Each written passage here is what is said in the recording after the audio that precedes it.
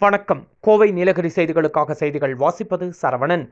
Plastic கழிவுகளால் வண்ணமயமாய் காட்சியளிக்கும் மான் பூங்கா சாலை. சுகாதார சீர்கேடு இது, குப்பை மேடா என்று பொதுமக்கள் அதிருப்தி. நகராட்சி நிர்வாகத்தால் கைவிடப்பட்ட சாலையா எனவும் கேள்வி.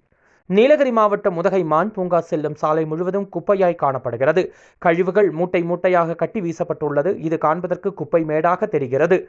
இதனை நகராட்சி நிர்வாகம் கண்டுகொள்ளவில்லை என்றால் இந்த சாலை முழுவதும் குப்பை மேடாக மாறும் நிலைதான். இதனால் இப்பகுதியில் பெரும் சுகாதார சீர்கேடு ஏற்பட வாய்ப்புகளும் அதிகமாக உள்ளது என்று அப்பகுதி மக்கள் வேதனை தெரிவிக்கின்றனர். உடனடியாக இந்த பகுதியை சீர்படுத்திட வேண்டும் எனவும் வலியுறுத்தினர். கோவை நீலகிரி செய்திகளுக்காக எமது சிறப்பு செய்தி ஆசிரியர் தமிழ் வெங்கடேசன்.